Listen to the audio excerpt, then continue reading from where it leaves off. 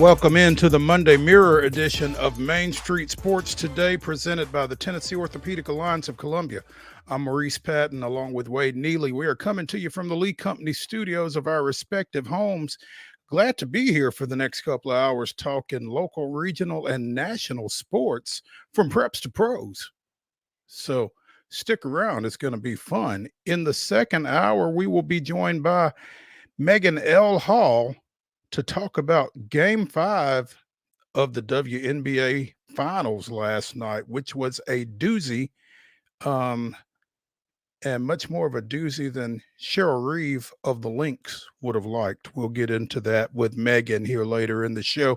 In the next segment, we will be joined by John D. BRICE of FootballScoop.com, talking a little college football, specifically the SEC, and the events of this past weekend. They were quite intriguing. Would you agree, Wade? Wade, you're here on mute. It's probably for a good, good reason, because you don't want, I was just going to say everybody's got Texas A&M highly atop the league, undefeated, just like everybody thought in the preseason, right? Exactly like. Yeah. LSU right there, lost to USC, a putrid loss, given what we know now, but they're undefeated. LSU lost. And then you got the others of the league, if you will, the Georgias and the Tennessees and the Texases. Yeah. And then if you get further down, really into the kind of dregs of the conference, then you get into the two-loss teams where Alabama currently sits. It is pretty amazing, and we're going to get John D. BRICE to sort through it all with us. We'll also talk a little National Football League, a little professional football, because we kind of have to, as Wade likes to say, we are contractually obligated, but man, it's getting tough talking about the Titans these days. Titans, they had to be reduced to the second screen yesterday. There was no other way around it. Lions, Vikings was there was no way I was turning it off of that, given what was going on in Western New York. Yeah. Speaking of struggling teams, we'll also talk a little Predators later in the show, as well as the Nashville Soccer Club, who rallied one last time here in 2024. We will touch on that a little bit. And Major League playoffs, they are down to 2. And I think it's the 2 that, if nobody else wanted it, Major League Baseball and television wanted the World Series matchup that we're going to get starting on Friday. Ratings bonanza coming up as the 2 big dogs are in there. Friday, which gives them 4 days of promoting it, I guess. I don't know. That seems like a long time. But hey, who am I and what do I know? Good news is, pitching should be rested up. No funky situations there with the rotations, which is nice. We shouldn't have to see any openers in the World Series with all this time off for both the Yankees and the Dodgers. We'll get into more of that in the second hour of the show. But yeah, that's what we're looking like here on this fine Monday afternoon. Looks beautiful outside. I've not been out yet, so I don't know. How have you been out, Wade? How is it? Oh, it's gorgeous out there. Later. Yeah, you better get out because it is gorgeous. We'll tip into 80 at some point this week. Nice. It is a fall frenzy coming up this week, final full week of the month, and it's going to be epic. Looking forward to it. A high of 82 on Friday. Yeah, liking that for week 10 of the high school football season. Speaking of week 10 of the high school football season, let's drop back and look at our results from week 9 and the rest of the weekend and today's schedule on the rundown. This is the rundown. Hey, gang, the Monday Rundown is brought to you by our friends at Zion Christian Academy. ZCA is offering a faith-based, Christ-centered education right there in Murray County, so give them a call today. Their number is 931-388-5831, or you can visit them online at zioneagles.org and schedule an appointment today. Once again, that's Zion Christian Academy, where they are prepared for college and equipped for purpose.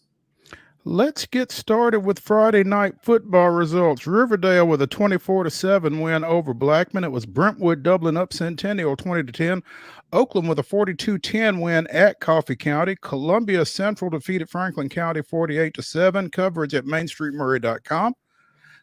Giles County with a 49-0 win over Community. Coverage at PulaskiCitizen.com. Station Camp defeated Creekwood 14-7. It was Kenwood 41, Dixon County 13.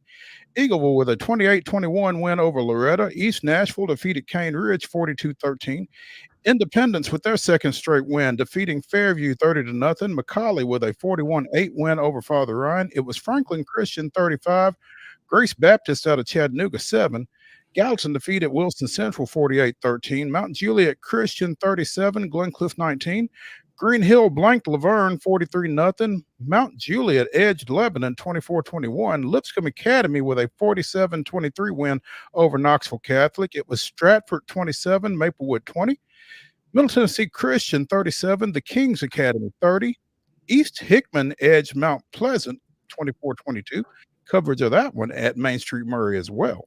Nashville Christian 46, Fayetteville nothing. Nolensville 37, Lawson 13. Page with yet another shutout, 38-0 over Hillsboro. Pearl Cone defeated Greenbrier 62-0. Pope John Paul II defeated Rockvale 49-28. Hendersonville 31, Portland 28. Ravenwood with a 28-7 win over Franklin. Summertown 35, Richland 28. Sneaky good ball game as we figured it would be when we discussed overtime. Was it overtime? Oh, yeah. Very sneaky. As we discussed on the Southern Middle Tennessee High School Football Show last Wednesday, you can hear us talk about that more this Wednesday at 5 o'clock, by the way. Shelbyville 42, Lawrence County 14, Beach 35, Siegel 20. Springfield with a 35-0 win over Hunters Lane. It was White House Heritage 49, Stewart County 7. Stewart's Creek 21, Smyrna 0. Summit snapping a 6-game skid with a 48-7 win over Overton. Upperman 42, White House 6. Webb School 54, Good Pasture 35. Westmoreland defeated Smith County 35-6. York Institute with a 26-23 win over Friendship Christian. And Lewis County defeated Zion Christian 39-0. Into Saturday and into volleyball. We had one match on the hardwood Saturday, and it goes in favor of Middle Tennessee Christian, who knocked off Notre Dame 3-0. Saturday, though, was largely about sectionals for soccer. A lot of these teams making the big old trip to the borough this week for the state championship. Let's run through your scores. Evangelical Christian with a 4-3 win over BGA. Cascade survives a scare from Cheatham County, winning that one 1-0. It was Valor Collegiate 2, Fairview 0. It was Franklin County shutting out Gallatin 6-0 was your final there. Lausanne defeats FRA 4-3 was your final score in that showdown. 2-0 Harpeth Hall over Chattanooga Christian. Page outlasting Hendersonville 3-1 your final in that matchup. Houston with a 4-0 win over Clarksville. Liberty Creek putting the mercy rule on Lead Academy. 9-0 was your final score in that showdown. Lipscomb Academy with a 2-0 win over Father Ryan. Merrill Hyde with a 9-0 victory versus Smith County. Oakland 2, Ray County 0. 8-0 was your final as Collierville defeats Rossview. Very good game between Siegel and Walker Valley. Siegel wins it 2-1. St. George's also wins a close game 2-1 versus the University School of Nashville. Station Camp punching a ticket to the state tournament with the 6-0 win versus Sycamore. That was soccer. Now also Saturday, college football scores from the weekend. Georgetown came in. That's Georgetown, Kentucky, and they defeat Cumberland 14-9. The University of Tennessee did defeat the University of Alabama. Good game there. Ugly game in a weird way, but a good game if you're a Vols fan. 24-17. 27-14 was the final. TSU, who is now cracking some of the top 25 polls in the FCS. More on them later in the week. Austin Peay with a 13-7 win versus my beloved Trailblazers of Utah Tech. Vanderbilt survives a real scare from Ball State, 24-14. They got Texas coming up this week. Friday night, final few NBA preseason matchups, and the Heat defeated the Grizzlies on Friday. 114-109 was your final there. The Preds suffered a 5-2 loss in a matinee on Saturday to the Red Wings. Again, the Red Wings have now gotten the Preds twice, but that one was in Nashville. Nashville was not to be denied as a city, though, as NSC does rally to defeat the Chicago Fire, winning their final match of the regular season 3-0. That bumps us into baseball. We had a Saturday and a Sunday game. Saturday goes in favor of the Yankees 5-2, and they win the ALCS. The Dodgers put a hurting on the Mets last night 10-5. They win the NLCS. More on them as our night continues, as our show continues. Sunday afternoon, good start for the Titans, but they fall to the Bills in Western New York 34-10. Sunday night football, good start for the Jets, but they fall in Pennsylvania to the Steelers 37-15. And more on this one with our guests later, but wow, what a showdown in overtime. The Liberty win their first WNBA championship 67-62. They win the series 3-2 in a dramatic finish to that one last night. NFL, we got a double hardball matchup tonight as both the Ravens and the Chargers are in action. 7:15, the Ravens are traveling to Tampa Bay. That game can be seen on ABC. 45 minutes later at 8 o'clock, it'll be the Chargers at the Cardinals. Game can be seen on ESPN+. Busy night and a wild recap from the weekend. That brings us full and that brings us whole, and that concludes our Monday Rundown.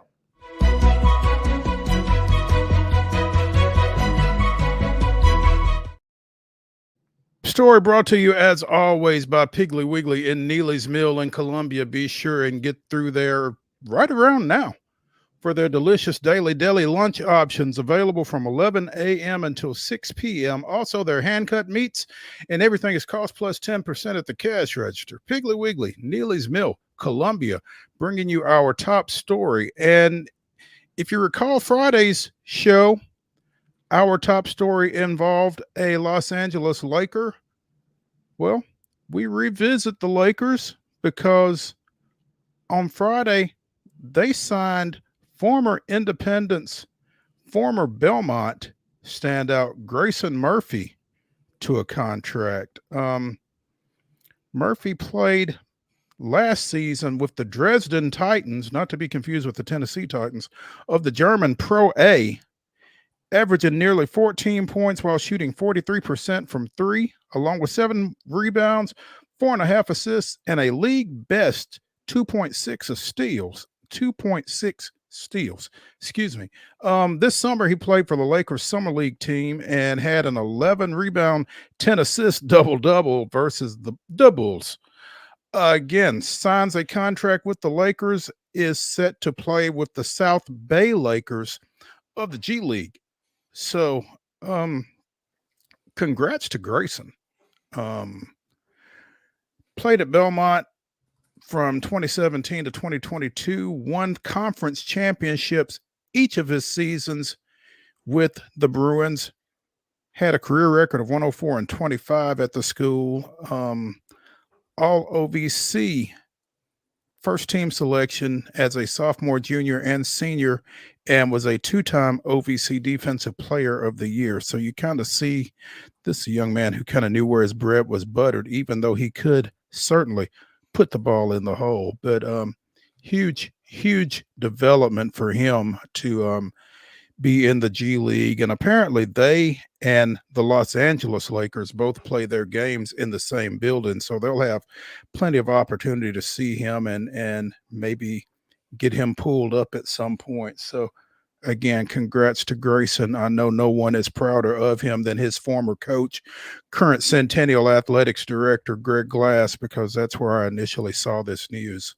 But this is huge. This is nice. You always like to see these local kids, local guys, showing my age, move on to the next level and get opportunities to do that. And those opportunities in the National Basketball Association aren't always very easy to come by. So he's taking steps in that direction, and that's awesome for him. Yeah, good news for Grayson and good news for Belmont, kind of continuing to further their rep. But yeah, Grayson coming in. You mentioned having played in Germany for a couple of years, not the Tennessee Titans or not the Dresden Lions out in West Tennessee, but he comes to the Los Angeles Lakers now with a chance. Who knows how this will pan out. Seems like he's got some skills and seems like he could be serviceable. And with a new coach, especially a guy that's so analytics driven like Reddick seems to be, if there is a niche to be had, they probably will find a niche and a spot for him. And what this does also kind of seemingly, he was on their summer league team. So it's one of those deals. We talked about it back in the summer. Play with the team. Maybe you don't get picked up right away, but maybe you show them enough that when they need somebody, they come calling. And that's kind of what seemingly has happened here. And so we will kind of, bear what he's watching here from Grayson, as, kind of keep your expectations in check, and we'll see where this goes from here. Yeah, no doubt. You hear the phrase a lot around basketball at the higher levels, 3s and D.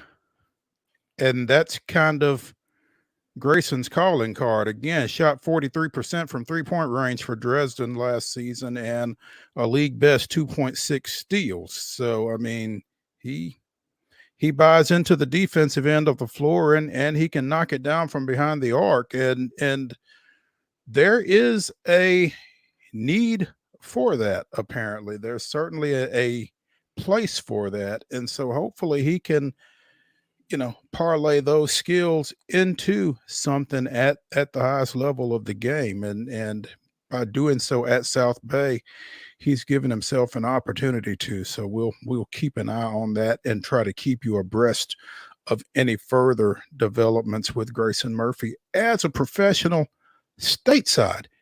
If you see a number 40 on the floor for the Lakers, that'll be him, because that's what he's been assigned. So again, good luck to him. Let's go ahead and take a break here on Main Street Sports Today, presented by the Tennessee Orthopedic Alliance of Columbia. When we return to the Lee Company studios, we'll talk a little Southeastern Conference football with John D. Bryce of footballscoop.com. It just means more, all right? Stay tuned.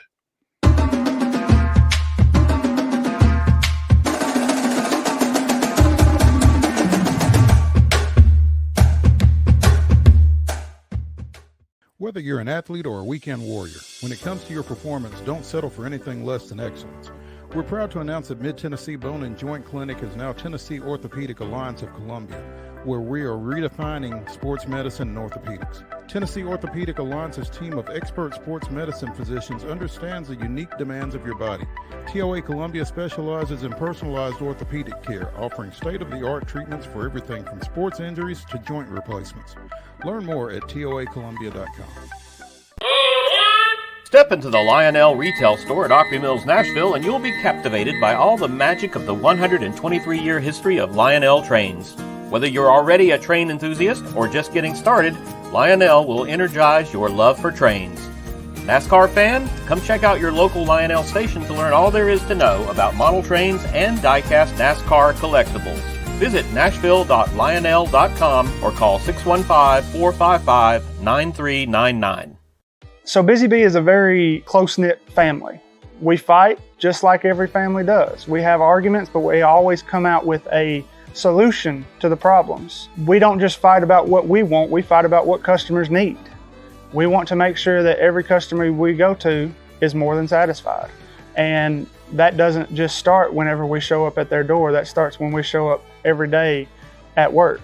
We want to make sure that we are serving our customers to the best of our ability. Custom Stone Handler supplies over 600 distributors and suppliers with quality stone products. Along with River Stone, we produce and distribute over 100 building, landscape, and other bulk products. Our goal is to provide quality products, service, and partnerships to ensure our customers' success. We firmly believe that the measure of any person or company is how they treat other people and customers. Give them a call at 931-490-4990 or visit CustomStonehandlers.com. With Lee Company technology, the best handymen are hands-off. Lee Company techs have been using visual findings and other smart technology tools for years to add transparency and virtually take customers along. You see what we see, whether we're in a crawl space or on a roof. With Lee Company, technology helps us help you, no matter what's happening in the world or at your house. He shoots, and he scores!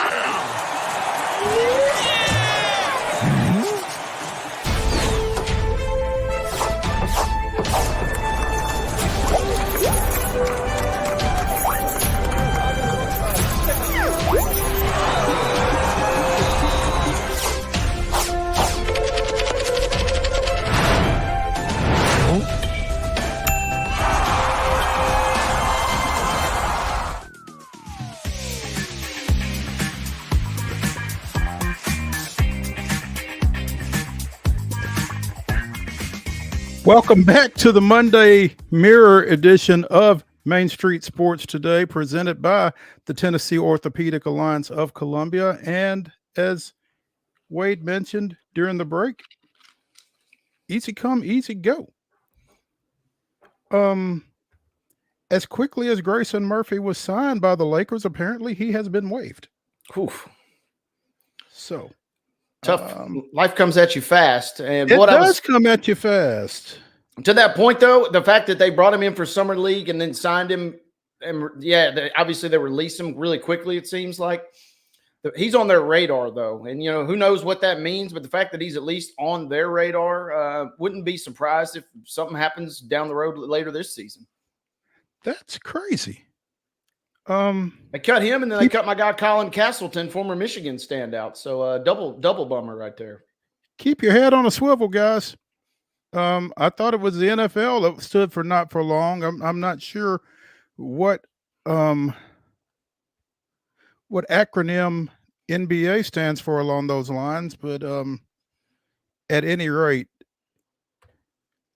continuing with the show, we are now joined by John D. Bryce of footballscoop.com, who's going to help us try to make some sense of Saturday. Well, John. I guess. Hey, Mo, thanks for the invite. Wade, good to be with you guys. Maybe NBA stands for not balling anymore. So there we go. I like it. That's why we brought you in, man. Little added value there. I like it. There you go, little bonus point. But no, good to visit with you boys. Fire away. Hey, man. Texas A&M and LSU at the top of the Southeastern Conference standings, just like everybody predicted, right? Yeah, I made literally that very joke this morning as we did our Football Scoop podcast. I said each with one loss, but suddenly Texas A&M and LSU playing for sole possession of first place in the SEC, just as we all predicted back in August. So controlling their own destiny, right? Yeah, controlling their own destiny. It's huge, especially the winner in this game gets such an inside track for the SEC championship game appearance. And look, if you make the SEC championship game, you will be a college football playoff team. And odds are you'll have a great shot to be a playoff team that hosts if you make the SEC championship game and don't win. So a huge game. Mike Elko, probably my coach of the year in the SEC right now. He's just doing a fabulous job. And not only there was talent on that A&M roster, but a lot of it left. And there was also more dysfunction than talent on that A&M program and the culture that had surrounded it under Jimbo Fisher and the last months of Jimbo Fisher's reign there. So hats off to him. LSU, a lot of fun to watch offensively because of how the Tigers stretch the field. How did we get here? Well, I mean, I think I kind of got an answer to that. I guess more specifically, how shocked were you at this past Saturday night, Georgia 30, Texas 15, first off?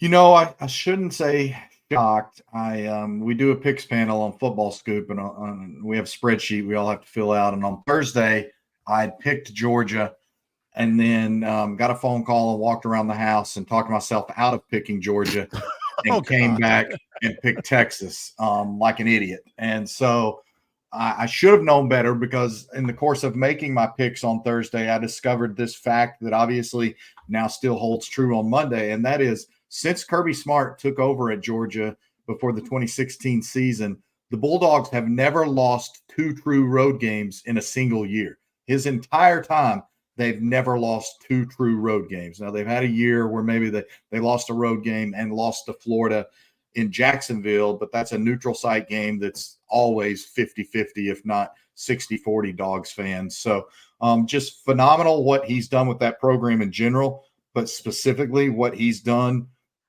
on the road. And, the football adage is defense travels, and he's built Georgia on defense, and it travels. I don't know, John, that I was necessarily shocked at what Georgia did do as much as what Texas didn't do. I mean, it was almost like it felt like a different Texas team than we had seen prior to Saturday, and maybe Georgia has something to do with that.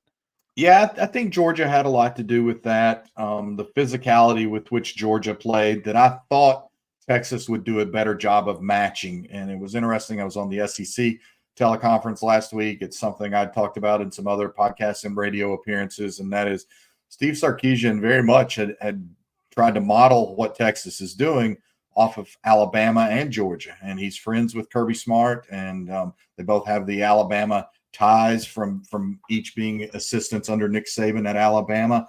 And so he has tried to rebuild Texas with the trenches in mind on both lines of scrimmage, and physical stature is at the forefront of how he's wanted to rebuild Texas and shape that program.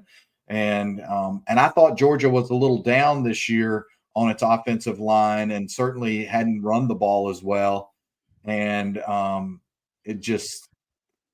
Georgia whipped them on both lines and made Quinn Ewers uncomfortable. And Quinn Ewers is a good college quarterback. He'll get drafted, but he has to have his comfort, and he was uncomfortable all night long, and it showed. Yeah, John, and the panic button, it's definitely out of the closet if you're a Texas fan. It feels like it's sitting maybe in the living room. Have they opened it and getting ready to? Are they just looking at it? What is the panic level if you're a Texas fan on this Monday? I don't think you can be overly panicked because in a lot of ways you're still a little bit ahead of schedule in your rebuild. I mean, you should have played for the national title last year. They should have beaten Washington in that contest, and it just went back and forth. And Michael Penix Jr. made the plays to help Washington lead. But I don't think it's time for panic yet. I'll tell you, Wade, when Texas fans will hit the panic button, that is if at the end of November, as they resume their rivalry with Texas A&M, if A&M under first-year coach Mike Elko gets the win in that game, there will be a lot of panic at that point. Even though as long as Texas takes care of all of its business between now and then, if it's 10-2 and its only losses are to Georgia and Texas A&M, who by default then would be in the SEC championship game at that point, then there's no reason to panic. You get into the playoffs.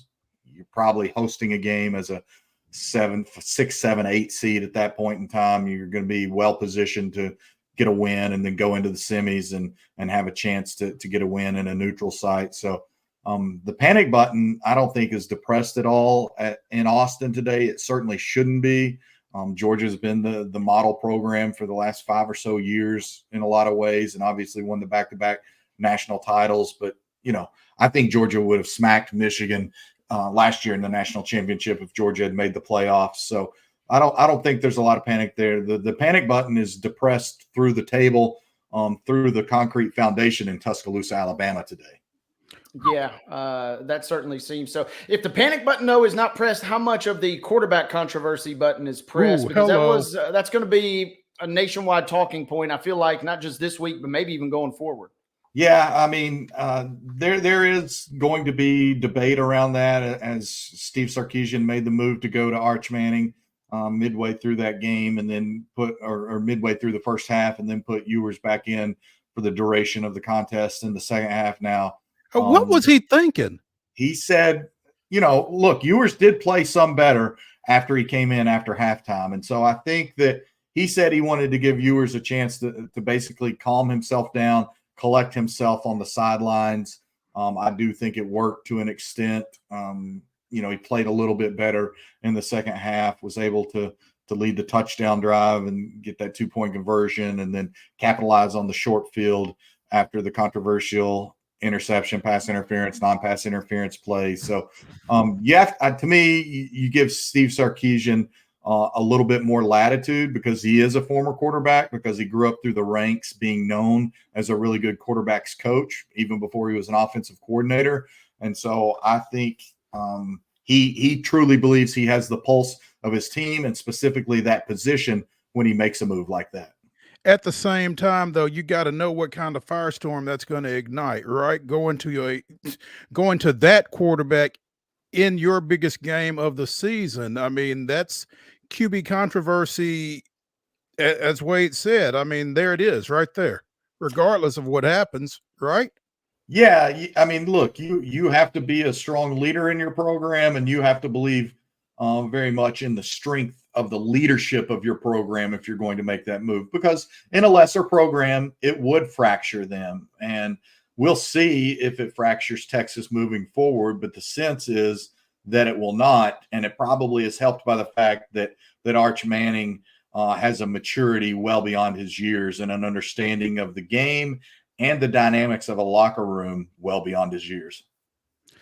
John D. Bryce of footballscoop.com joining us here on Main Street Sports today, presented by the Tennessee Orthopedic Alliance of Columbia. Bryce, you referenced the interception, interference, non-interference, and Texas fans didn't take long to adapt SEC fan behavior, did they? No, they didn't. And wherever you land on the play call itself, the penalty or the non-penalty or whatever it was, that's a byproduct of having alcohol sold in the stadiums. And there's a reason that now all the NFL stadiums, if you buy a drink, they don't give you the bottle cap because of an incident years ago. I want to say in Cleveland or New York, where I'm pretty sure it was Cleveland. They were screwing the lids back on their bottles and slinging the bottles down onto the field, some of them even filled with beer. And so, SEC issues that statement in the wee hours of Sunday morning after that incident.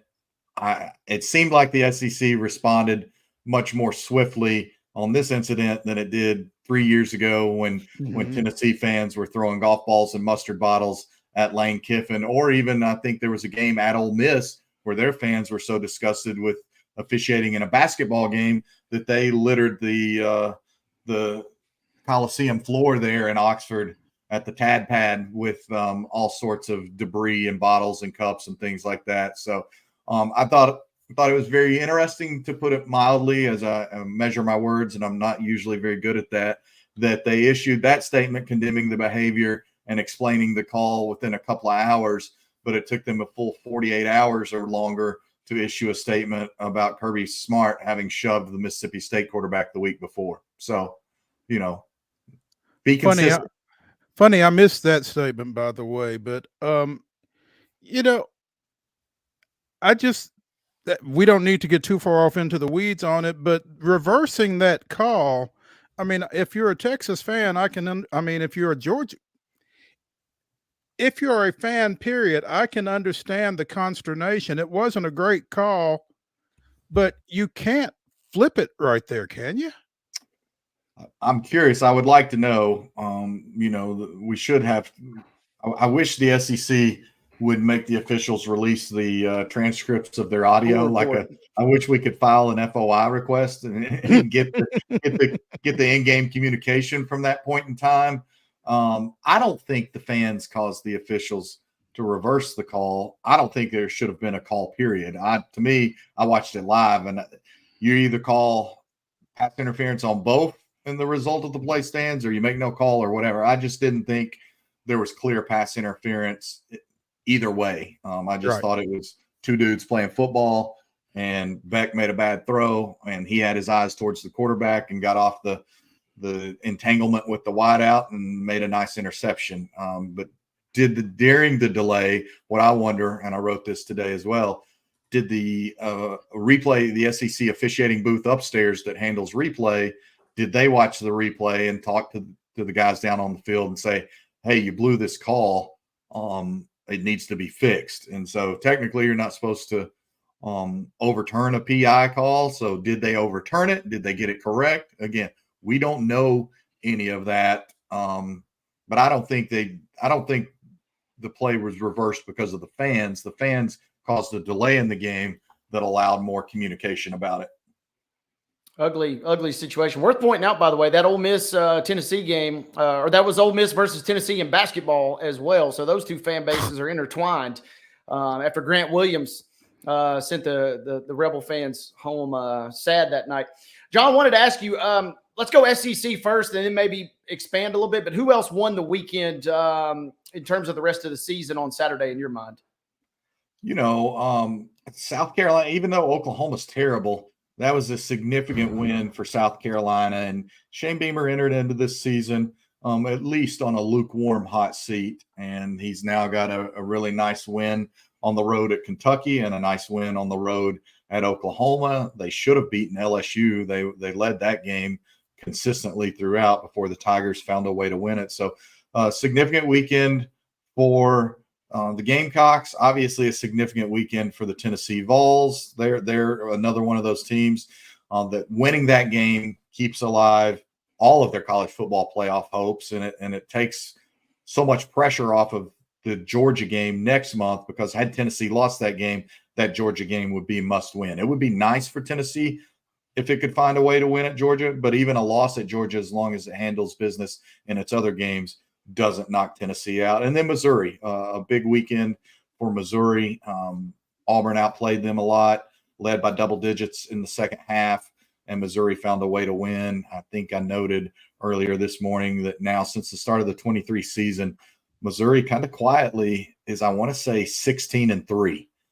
Had that really strong 11-win season last year. So maybe they're 17-3, actually. They might be 17-3 since the start of the 23 season. That's good anywhere, but at Missouri, that's pretty flat out remarkable. And Florida. Lastly, I would just say Florida. I picked LSU to win. I thought that they would beat Arkansas, and maybe not that dominantly, but I thought they would win that game. But Florida backs against the wall, all the hot seat chatter about Billy Napier, and they just thoroughly dominated Kentucky. I don't think I've ever seen a stat line like this, guys. DJ Lagway only completed 7 passes, but he threw for 260 yards. Oh, my.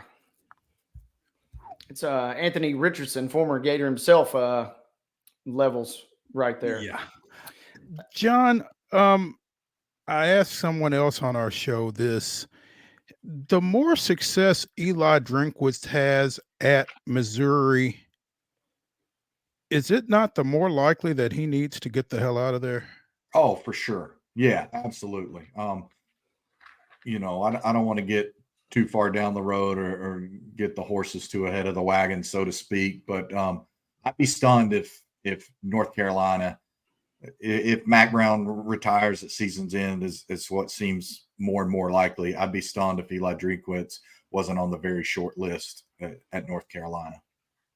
John, I wanted to ask you 2 playoff questions. Number one, we talked about a big game in Texas A&M and LSU, but is the biggest game of this week not Boise State and UNLV on Friday? And then another playoff question. I know you have a ticket. I know you've got one. Did you bet 500 to 1 on Indiana in the preseason to potentially make the college football playoff?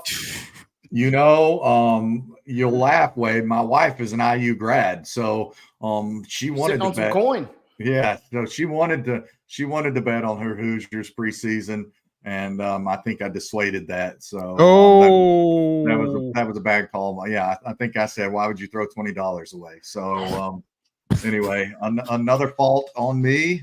Didn't have the guts to let her bet IU. Didn't have the guts to pick Georgia. But it's remarkable what they're doing.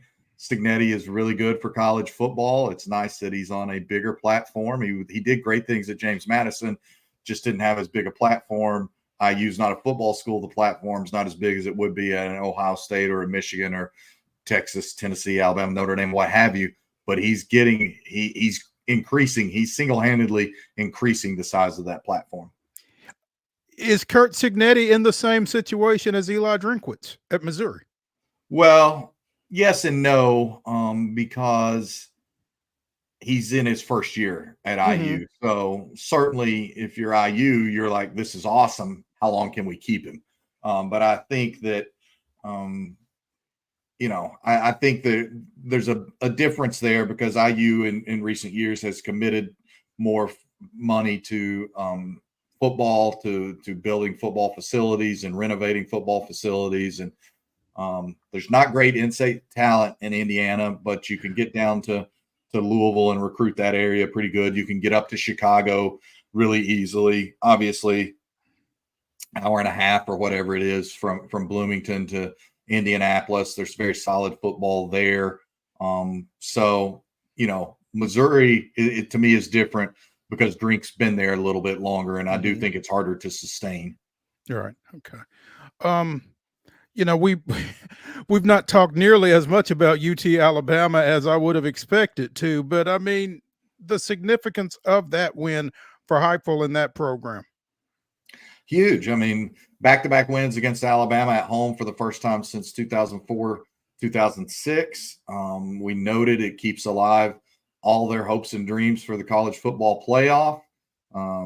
That's a significant win, and they've got some other opportunity games in addition to that Georgia contest to just further bolster their resume. North Carolina State's not particularly good this year, but they went and won that game in such dominant fashion at a neutral site. I think that will help them in the eyes of the CFP committee. So, Tennessee has a path probably to 10-2, and at 10-2, they will be in the playoffs. Vanderbilt was not exactly impressive in their 24-14 win over Vol State, but it was impressive enough to get them to 5-2 and get them into the Associated Press top 25. Of course, they've got a awfully irritated Texas team to deal with next. But talk about Vanderbilt for a second. Again, 7 points maybe from being undefeated? Yeah, and when we talk about the best coaching jobs in the SEC, certainly Clark Lee is right alongside Mike Elko, and Lee is at his alma mater. So I know Clark a little bit. You know how much it means to him. You also see the benefit of giving a guy time to build a program. And this wasn't a rebuild. This was really a build, a program build from where it had sunk. And so they're not spending lavishly in the portal, but they're finding good fits and they're making some key additions, obviously, and Diego Pavia being right at the top of that. But it's just, to me, it's a reflection of being committed to a coach in the program and giving that coach time to turn it around and build it in the way that he sees fit. And, Vanderbilt has a lot of disadvantages compared to its SEC brethren, but it's doing some phenomenal things. And they're just really well coached, and they're so sound in all aspects. They're fun to watch play. Everybody knows about the wins against Alabama and Kentucky, but remember all the way back to that season opener against Virginia Tech, a team that was considered a college football playoff contender and an ACC championship game favorite, and a Virginia Tech team that I think returned either 18 or 19 of 22 starters. And that game should have never gone into overtime. Vanderbilt owned that game, and it was justice that Vanderbilt found a way to win in overtime because Vanderbilt was the better team. John, speaking of Vanderbilt real quick, I thought it was pretty cool. You look at the AP top 25, Army, Navy, Vanderbilt. They're not the old true classic triple option attack of years, but they were incorporating a lot of unique elements. I thought it was kind of neat that all three of those teams are ranked right there together. Yeah, I've been talking about it on the Football Scoop podcast, especially Army Navy. What a magnificent story that is. How awesome it is to see both of those programs succeeding. I bet that's a heck of a trio you bring up there, Wade. I would be curious. I think this is the first time both Army and Navy have been 7-0 and ranked since like the 1930s. You might have to go to the 1920s to find out when Vanderbilt, Army, and Navy were all in the top 25. That being said, does Navy have any shot of knocking off your beloved Irish this weekend? No, I just live in South Bend, not my beloved Irish. They're your beloved by association, partner. Yeah, I'm a UT grad. They do if Notre Dame turns it over and Navy gets out to a significant lead. But Navy, as fun as they are to watch, for all the good that they have about them, for the impact of Drew Cronick, the first-year offensive coordinator, former coach at Lenore-Ryan, D2, and then Mercer at the FCS level. Navy's strength of schedule is really bad. I think they're 113th in strength of schedule out of 134 FBS teams. Their best win is at Memphis, and that's a good Memphis team. But Memphis lost that game despite scoring 44 points and having 660 yards of offense. So Navy has to make Notre Dame play from behind. Notre Dame really hasn't had to do that this year, has not trailed by more than 7 points, I don't think, at any point all season.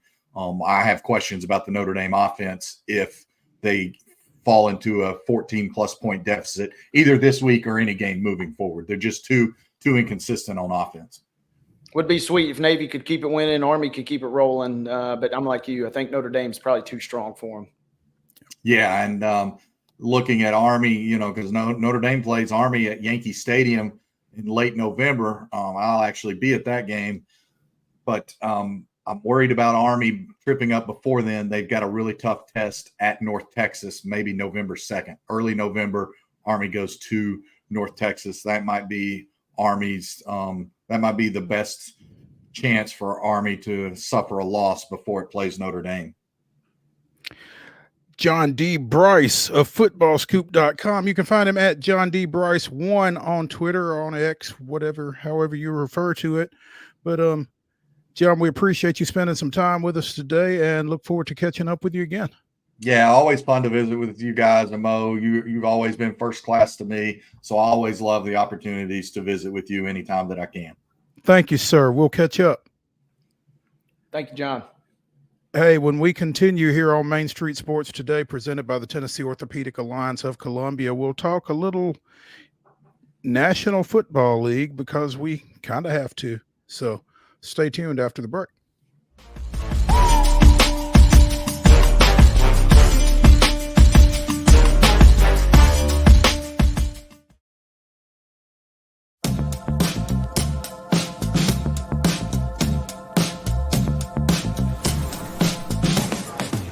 Do you want to be a bad man? Yes, you do. Do you want to taste sweet salvation underneath the summer moon? Do you need another hand now? Yes, you do. Go see Miss Josie down on Columbus Avenue. All right, Columbus Avenue. At Delta Dental of Tennessee, we know our success begins and ends with providing superior quality service, and that includes serving those who need it most. This year, we're celebrating 25 years of giving back to the community we call home. Delta Dental, along with our Smile 180 Foundation, supports Tennessee's dental colleges and oral health education, children's hospitals, free and reduced cost dental clinics, and other like-minded charities. Here's to the next 25 plus years of ensuring healthy smiles. So Busy Bee is a very close-knit family. We fight just like every family does. We have arguments, but we always come out with a solution to the problems. We don't just fight about what we want, we fight about what customers need. We want to make sure that every customer we go to is more than satisfied. And that doesn't just start whenever we show up at their door, that starts when we show up every day at work. We want to make sure that we are serving our customers to the best of our ability.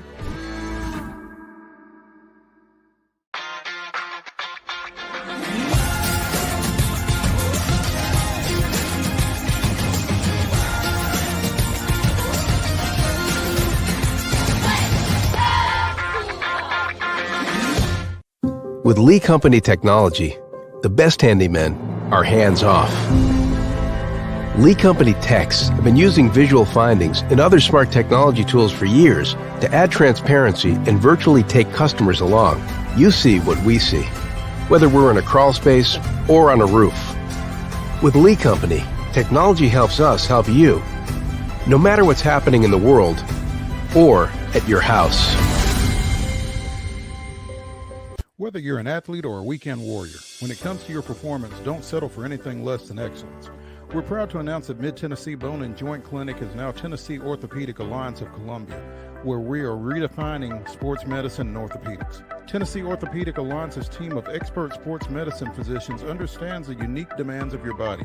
TOA Columbia specializes in personalized orthopedic care, offering state-of-the-art treatments for everything from sports injuries to joint replacements. Learn more at toacolumbia.com.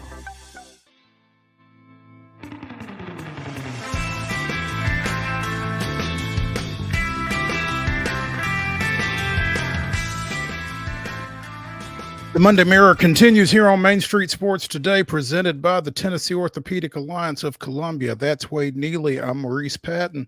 We're coming to you from the Lee Company studios of our respective homes. And I have to admit, between college football on Saturday and NFL football and the WNBA finals yesterday, I did not see a single pitch of baseball this weekend. And That's tough, too, because the Mets lost. I don't necessarily apologize for it, to be honest, because I didn't want to see the Yankees win, didn't want to see the Dodgers win. So I may not see a pitch of the World Series either, which, as a sports talk show host, probably isn't the greatest thing to say, but I'm just not all that. The boycott is on. Yeah, well, I'm just not really driven to watch those teams. But the Yankees won. I guess Terry got his game 5 and he got his Yankees win. So it was a win-win situation for Mr. McCormick there with that 5-2 victory on Saturday. But the Lakers and Mets, goodness gracious, there was not a whole lot of drama in any of those games individually, was there? No, a lot of blowouts, and the Mets, for all their energy, never really able to get it going. Yeah, they won 12-6 on Friday. We didn't get to talk much about that one. The Yankees won 8-6 on Friday. The Yankees won 8-6 on Friday in Game 4 at Cleveland before winning 5-2 in the finale on Saturday. But again, this is kind of what TV wanted. Yankees Dodgers. This is the ratings bonanza. You think you got the two biggest markets in the country involved in the World Series. And I saw somewhere, when's the last time you saw two league MVPs going up against each other? You assume that Ohtani is going to be the National League MVP, and you assume that Judge is going to be the American League MVP, and they'll be squaring off starting on Friday. So yeah, it's going to end up being a pretty good series. And to your point, we got the ratings. Yankees are second. The Mets were first in payroll by a couple mil this year, but the Yankees were number 2. The Dodgers are 5th. So then you had Cleveland way down there at 23rd. So everybody was kind of, for the underdog effect, I think you were rooting for Cleveland. But like we've talked about, it's kind of like March Madness too. Everybody loves a good underdog story, but you don't want your underdogs playing for the championships and getting demolished. So if this gives me a better World Series, then I'm glad that it was the Yankees. Now the question will be, the Yankees made kind of quick work of the Guardians. Dodgers had stubbed their toe a few times, kind of got dinged up. On paper, you still think, and Vegas agrees, that the Dodgers are going to be your favorite coming into this one. But there is, I think this will be a fun and electric series. You mentioned Game 1 coming up Friday night, Game 2 on Saturday, and then they'll swap it out till Monday. I think it's going to be a pretty good series. And obviously, yeah, if I was a MLB exec or a TV exec, I'd be lining my pockets right now, because this is exactly the dream matchup you're looking for here. It feels like, and I kind of hesitate to say this because of the issues that the Dodgers have had all year long with this facet of the game, but from what I can tell, it feels like the Dodgers pitching is a little bit more settled. Seems like their pitching has been a little more settled. Their lineup, when it's clicking, I think is the better lineup. And so those two factors alone would give them the bump in my mind. But I mean, this will be fun. Only one of these teams can win, and therefore only one of these teams can choke. And so we will see kind of how it plays out, because one of these franchises is going to be really, really upset at the end, and over the years, there have been some amazing World Series between these two franchises. These are two of the most storied franchises in the history of the game, and they'll get ready to duke it out again coming up on Friday. Yeah, you say that the Dodgers seem to have the better lineup, but if Judge is snapping out of it in the latter stages of the ALCS against Cleveland, it seemed to look like maybe he was, and Giancarlo Stanton continues to do what he did. He was the LCS MVP, maybe they can get enough around them, looking at you, Jazz Chisholm, to bring this thing home. Now, again, I don't care one way or the other because I don't like either team, but I just hope it's a good series in case I do decide to watch. No, you got to stand. You got to stand firm in your commitment. Go 7. I'm not necessarily boycotting. I'm just not necessarily going out of my way to watch. What I'm trying you got Friday taken care of. That's good. Saturday, presumably, you're going to be dialed in, to college football. So there's 2 of your games right there. We could be one of these teams could be up 2-0 after that point. No doubt.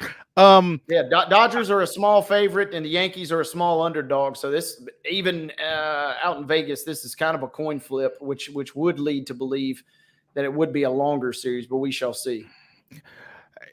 The question that I had in my mind when I saw that, both league championship series were over with and trying to figure out when the series started. Well, I went to Tuesday, no game.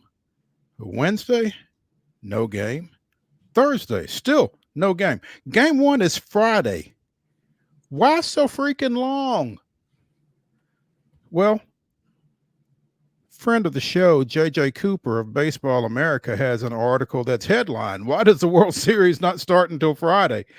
Apparently there was some sort of a scenario that would have seen the World Series start on Tuesday, I think, but with the ALCS going 5 games and the NLCS going 6, it didn't trigger the adjustment. So if both league series had wrapped up by Saturday, then game 1 of the World Series would have been tomorrow, according to this article, and it would have been an 8-day span from October 22nd to October 30th. But once the Mets won and forced a game 6, that ensured that game 1 would be on Friday, game 1 of the World Series. And if the ALCS had gone 7 games, then that would have made perfect sense, again, according to this article, because you also have to allow for rainouts and that kind of thing. So as it stands, again, game 1 and 2 are Friday and Saturday at LA. Game 3, 4, and 5, game 5 if necessary, obviously, are at Yankee Stadium Monday, Tuesday, Wednesday of next week. And then Thursday will be a travel day. Game 6 and game 7, again, if necessary, will be back at LA on November 1st and November 2nd. So, and props to MLB for having that contingency plan at least in place. Because, we remember the Celtics waiting, I think, 8 or 9 days before they had to begin the finals versus the Mavericks this summer. So the NBA, once theirs is set, it's set. And, at least MLB kind of had a contingency plan in place. It just didn't get triggered. right. Which meant, obviously, we got a taste more theater in the respective championship series. But, a little bit of a delay till Friday now. Absolutely. Hour number 1 of the Monday Mirror here on Main Street Sports Today, presented by the Tennessee Orthopedic Alliance of Columbia, is in the books. When we return to the Lee Company studio, we will talk a little football because we got our segments mixed up. So let's do that when we come back here Just on glutton Main for Street punishment. Sports. I respect that. Yeah. Wow. Reading is fundamental, y'all. Actually, anyway, football when we come back. Stay with us.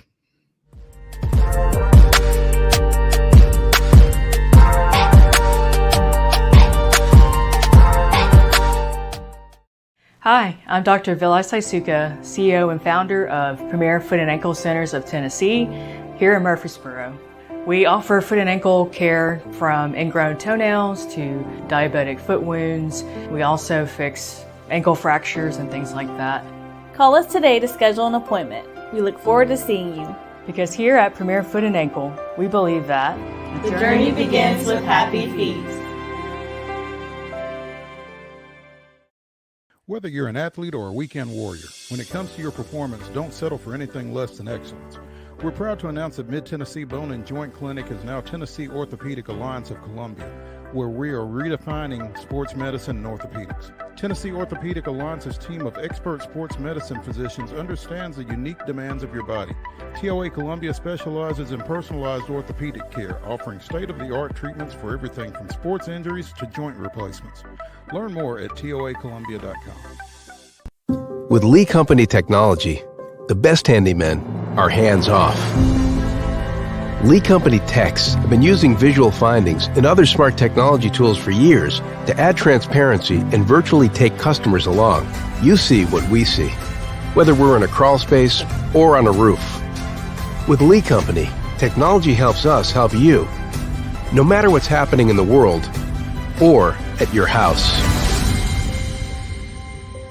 Jones & Lang Sporting Goods here in Columbia has been outfitting teams, officials, and anybody else from T-ball to college for 50 plus years. Be sure and check them out at 931-388-8060 or online at jonesandlang.com. Jones & Lang Sporting Goods, the look of a winner. Zion Christian Academy, zioneagles.org or 931-388-5731. You can schedule your appointment. Go tour their campus. It is beautiful over there, and you're definitely going to want to see it. Again, it's zioneagles.org. Give them a call, 931-388-5731, and schedule your tour today. So, you want to be a part of the Busy Bee team, huh? Well, how do you see yourself fitting into the organization? Oh, I get it. You want to be a weather bee.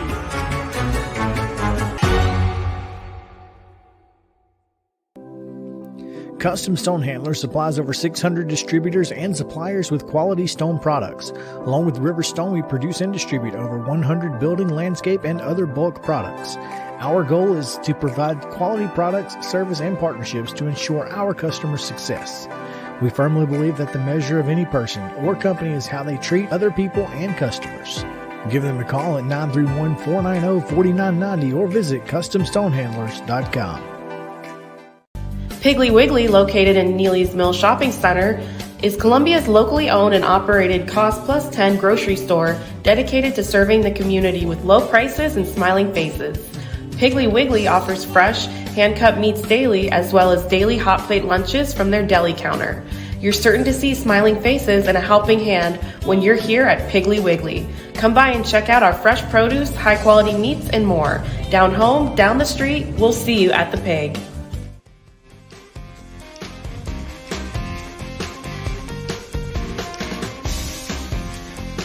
It's the second hour of the Monday Mirror here on Main Street Sports Today, presented by the Tennessee Orthopedic Alliance of Columbia.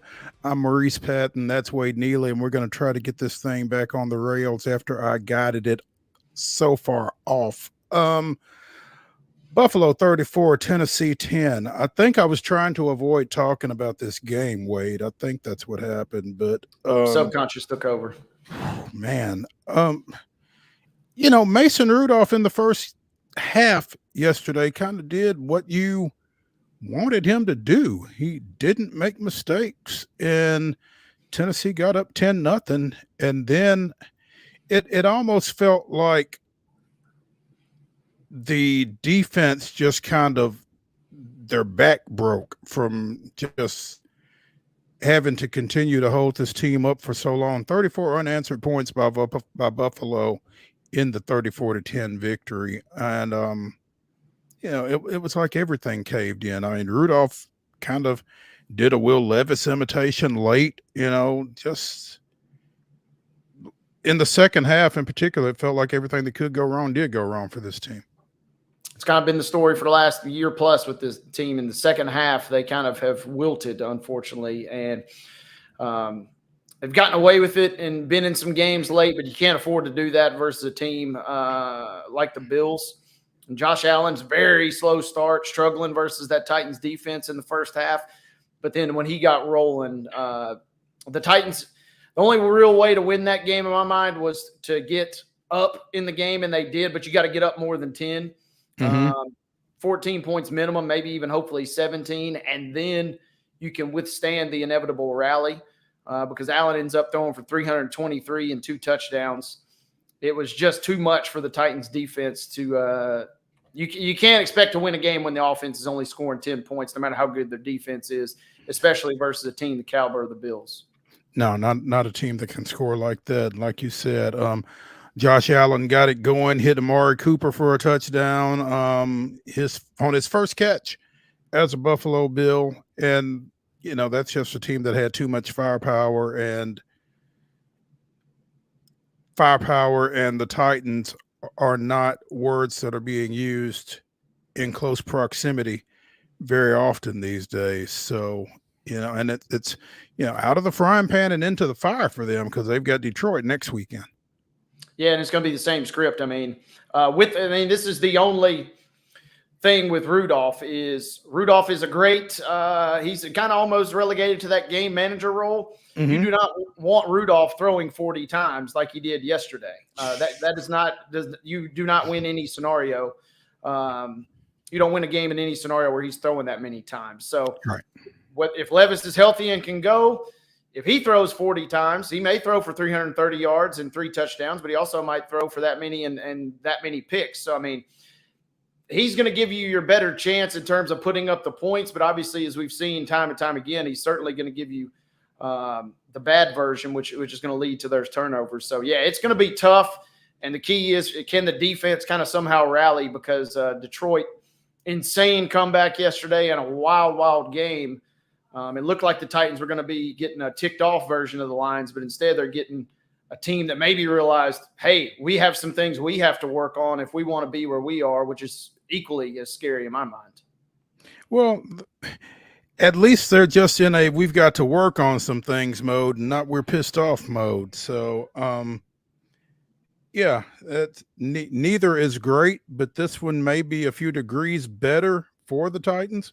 As we mentioned in the rundown tonight, Baltimore at Tampa Bay tonight, 7:15 on ABC and ESPN. Chargers and Cardinals at 8 o'clock on ESPN Plus. Which one are you going to be watching, Wade? I'll tap into both. Give me both Hardballs. Love John and love Jim, of course. So I'll be tuned into both. It feels like, especially with the weird deal with Jim having to leave the game with the health scare last week, if he's back and he's okay, the Chargers are going to continue to be a sneaky and kind of pesky team. The better game, I think, by and large, from an aesthetic standpoint and from a competitive standpoint, is going to be Baltimore and Tampa tonight, because I don't know that Arizona. That's going to be an ugly game. It'll be ugly if the Chargers win. It'll be ugly if Arizona wins. But if you're into the chic and the aesthetics, I think it'll be there for you in the Baltimore and Tampa Bay effort tonight. I think it's going to be intriguing to see what Kyler Murray does on a national stage.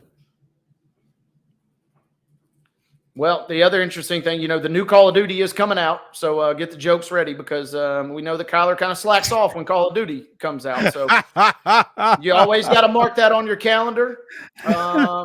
Particularly if you're a Cardinals fan, right? Absolutely. Yeah. You want him being good. But, yeah, seeing what he can do versus a pretty solid Chargers team will be interesting. And, obviously we'll see if we get what version of Harrison, therefore, we get, because Harrison has been boom or absolute bust in his halfway through his rookie year. But when he is booming, he is absolutely on fire. I think it'll be 2 fun games tonight. I'm looking forward to watching them both. And Tampa Bay, if they could somehow muster up a win, they are kind of going to be an interesting team to watch in the second half of the season, because there were a couple of weeks ago, you're thinking maybe we're writing these guys off. But Bowles has got them playing well. And if not for a late game they kind of threw away versus the Falcons, they'd really be sitting there pretty already beating the Lions once this season. And I think maybe have a chance to do it tonight versus the Ravens. What's the over-under on Derrick Henry rushing yards tonight? If he goes over 120, the Bucs are in trouble. If they keep him they'd like to keep him under 89. I'll give you the official Vegas number here in a moment, though. He's got 704 yards thus far in 6 games. That's a average of 117. His Vegas listed total is 86.5 for tonight. So if they can keep him under that number, I think they'll be in good shape. It's been interesting, though, because, as living where we live, we're kind of designed to hate the Ravens. But from the moment he signed, I said that is a great fit for Henry, and that is an epic fit for the Ravens. Mm-hmm. And there was a great clip that came out from their social media team last week where there's a goal line play, and Henry's, saying, all right, hand me the ball. And Lamar shakes him off and says, no, I got this one. And the caption basically on social was like, what quarterback in the world has the balls basically to say that and get away with it to Derrick Henry? And it's Lamar Jackson. And he scoots around the edge on a bootleg for the touchdown. And Henry kind of chuckles and says, hey, good call. So they are clicking. They are playing at a high level. And I think they probably find a way to win that game tonight. I don't trust Tampa all the way just yet, as well as they've played. Godwin's been playing out of his mind. Evans has had a good season thus far. Bucky Irving has been a fantastic rookie for the Bucs, but I just don't know that they can win that game tonight. Henry has gone for 130 or more in 3 of his last 4 games, going back to the Cowboys in week 3. If 86.5 is the number in Vegas, I'm definitely taking the over there. So certainly something to keep an eye on. What else we got? For what it's worth, we were talking about the Titans a moment ago. Granted, they had the bye week already, so they're sitting there. They're currently projected to pick 4th. Tankathon's got them. So, I mean, that plays into your decision making for this week. I mean, you don't want to start winning too many games now and slide back up to 10 or 11 and be in franchise purgatory like they've kind of been for a couple of years. But they're chasing New England, they're chasing Carolina, and they're chasing Cleveland at the moment for that top spot. Do you remember when somebody said that they were going to be picking top 5, top 7 back in the summer, and Teresa and I just thought that was blaspheme? I just feel so stupid right now, Well, the signs were there the first couple of weeks to have a really strong season. I mean, threw away the game literally versus the Bears. Should have beaten the Jets at home. Probably should have beaten Malik Willis and the Packers at home. And if they win those 3 games, we're off to the races, and we're not having this conversation. But we're borderline entering throw in the towel. There's going to be questions. There already are questions about if Hopkins has played his last snap. He's probably going to be on the market, especially with the 49ers losing Ayuk for the season yesterday. They are certainly going to be looking for some receiving help. It feels like auction time is getting ready to come up soon for the Titans, unfortunately. Yeah, that's kind of unfortunate for all of the moves that they made over the offseason, that this is the way they are going to go down. Who did you say in Tankathon that the Titans were chasing? Chasing the Patriots, the Panthers, and the Browns, all 1-6. And again, the Titans are 1-5 with their bye week already. Okay.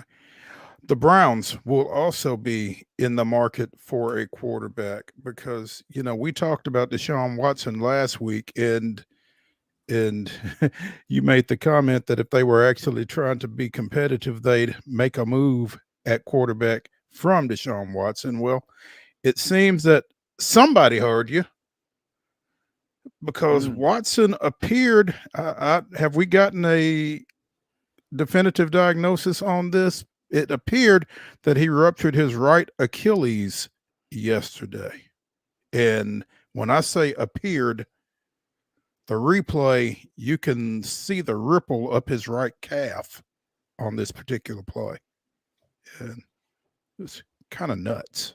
Yeah, non-contact injury, so that's never good. And unfortunately for them, they don't really have any recourse because we talked about his contract being just so crazy. So they're kind of stuck. He's on the hook they're on the hook for $28 million with him this season. And obviously no trade possibilities at this point. It really kind of seems like they're just going to have to eat that contract and just try and move on as best they can, not just the rest of this season. You got DTR and Winston who got in at the end, threw a touchdown at the end yesterday, but it looks like they're going to be in the quarterback market via free agency or the draft at some point this year. and he may be done. I mean, between everything around him and this, I mean, does he try to get back? Man, it's tough, right? Because, I mean, what was it? Shoulder last year, Achilles this year. Even when he was healthy this year, he looked really, really bad. And so, as far as an elite quarterback, yeah, those Houston days are gone, and they are never coming back. As far as, maybe toting a clipboard, going Chase Daniel mode and just collecting some pay, maybe that'll be a decision he's going to have to make because those have been two tough injuries in addition to his play on the field and all the off the field stuff. Yeah. Staying in the quarterback realm, I know this is kind of a sore subject for you probably, but Russell Wilson gets his first start for Pittsburgh yesterday.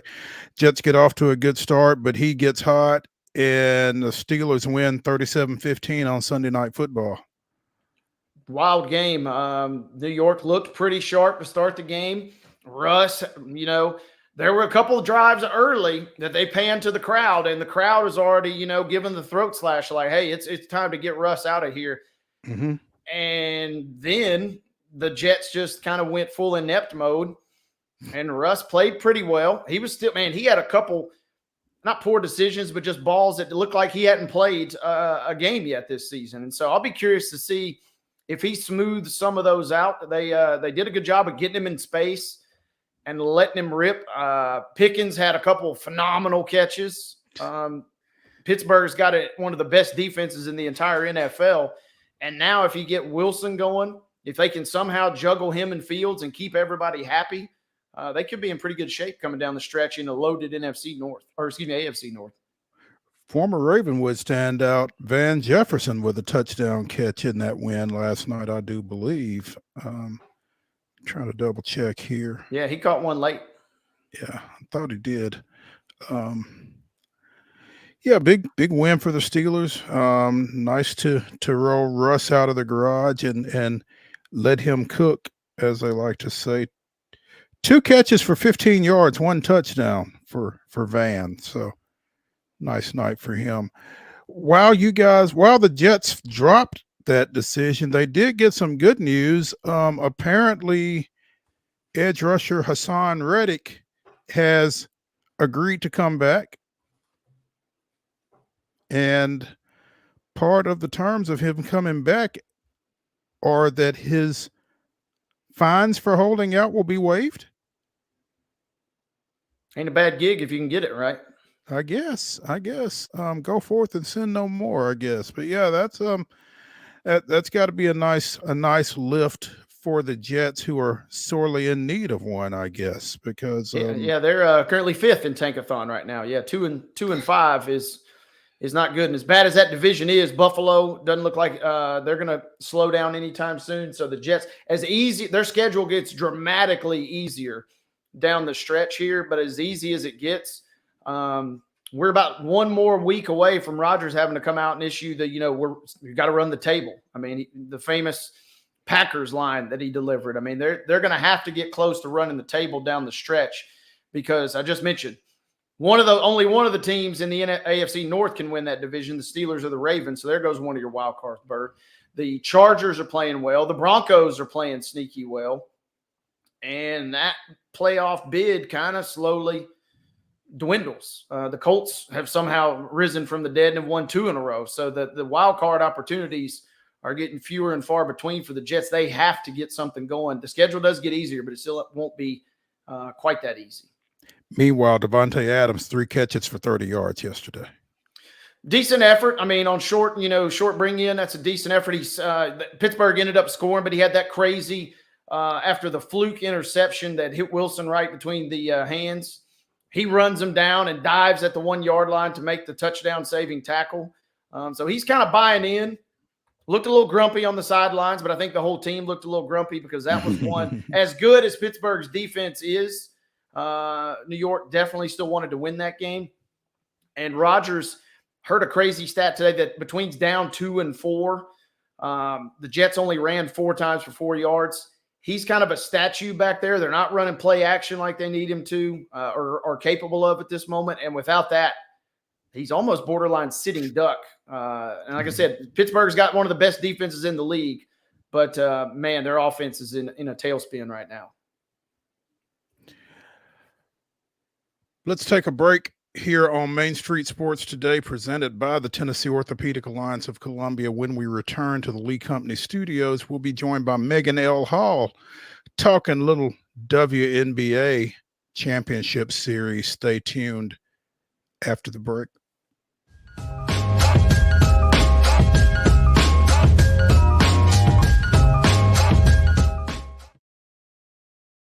Hi, I'm Riley, a certified physician associate here at Premier Foot and Ankle Centers of Tennessee. We have a couple locations, Murfreesboro, McMinnville, as well as Franklin. We treat people of all ages. We're excited to get you back on your feet and hope we can help you today. Call us today to schedule an appointment. We look forward to seeing you. Because here at Premier Foot and Ankle, we believe that the journey begins with happy feet. He shoots, and he scores!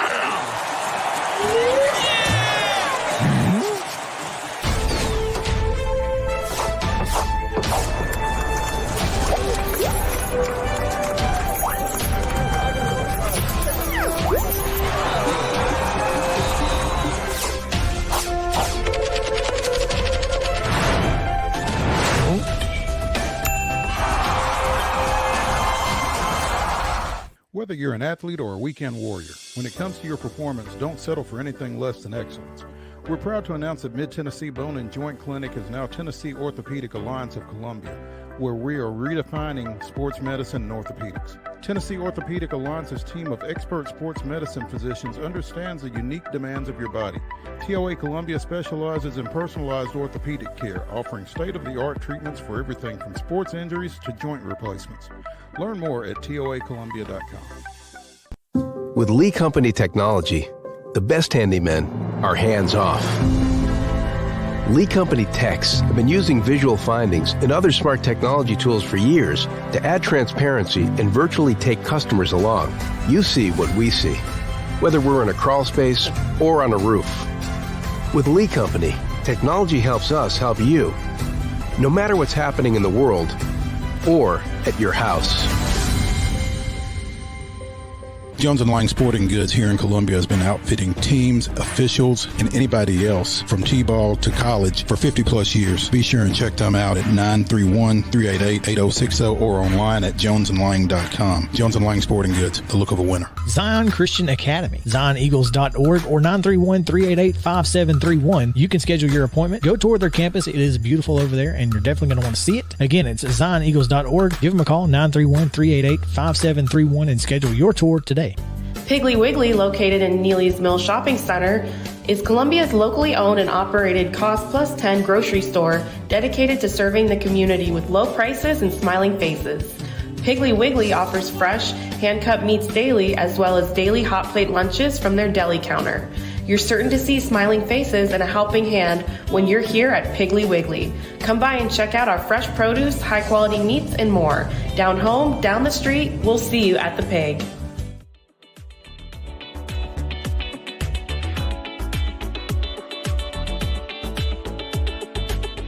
To the Monday Mirror edition of Main Street Sports Today, presented by the Tennessee Orthopedic Alliance of Columbia.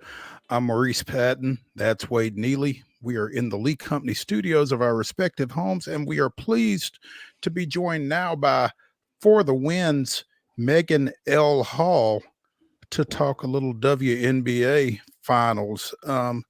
Megan, thanks for joining us. Yeah, of course. Hey, Game 5 was nothing if not exciting last night, so much so that it took an extra 5 minutes, and much to Cheryl Reeves' chagrin. But the New York Liberty getting their first WNBA championship, one of the original franchises of the league, 28-year franchise, getting their first championship with that 67-62 Game 5 overtime victory against the Minnesota Lynx. And again, one of the questions coming out of last night has to be how much lighter Cheryl Reeves' pocket is going to be after her post-game comments. I mean, I will say this. I think Cheryl is well within her right to call out that call, right? Like it was egregious, right? I'm It's a not. I'm really not arguing her point, but I'm sure somebody will. Yeah, I mean, it's a really egregious call. Let me be clear when I say that. It's a bad call. It was not a foul. Every photo that we have of that moment shows it wasn't a foul. Well, The he- video hey, shows not it wasn't a not foul. not only was it not a foul, but she walked first. So yeah, so Stewie seemingly traveled before kind of this, kind of pitter patter jump feet right before that. And so that wasn't called. And then you call this like phantom foul or whatever else. All right, I'll leave that there. And so I don't fault Cheryl for saying like, hey, this is bad. We need, somebody, we need a third party here to like ensure that the calls are correct, right? But the issue I have with the statement is that is not what lost them the game. Like, I know everyone's going to be up in arms and, oh my gosh, that call ruined it. We had such an instant classic, blah, blah, blah. But there's a third quarter that happened where the Lynx only scored 10 points in this whole quarter. They went, I'm ballparking it here, but at minimum, it was about a 5 to 10 minute span where they only scored about 8 points in a quarter. And then they added like a couple extra. Excuse me. That's not great, right? So you have that on top of multiple turnovers in the fourth quarter. Like, this is just not fantastic for them whatsoever. So if you take care of business in the third quarter, because you had the New York Liberty out of sorts in the first 2 quarters, right? For sure. You take them out. Listen, Sabrina Ionescu shot 1 for 19 last night. Like, there's not a world in which you hear that. You're like, oh, yeah, Liberty won that game, right? But then you go look at that third quarter and you're like, well, what the heck happened here, right? They just hit a wall that kind of fell flat. And so I think that's really what should be the conversation. But everyone's talking about the officiating because it ruined it. It's so terrible. And meanwhile, I'm like, were we all watching the same game? Because I watched a really good Minnesota Lynx team make critical mistakes down the stretch that could have prevented this foul from even happening if they take care of business. That's a heck of a point. You're not wrong there. You're not wrong. And at some point, someone will have to make that point to Cheryl as well.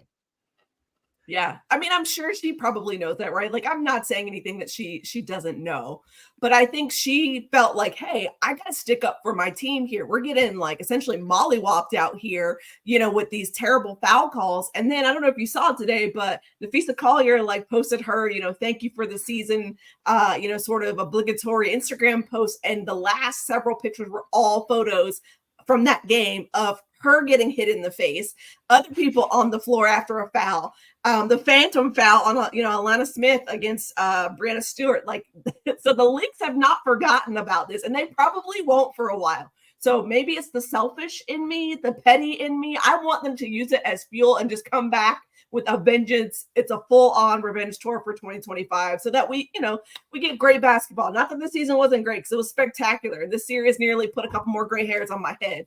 But I want them to come back and have a great season next year as well with the same sort of,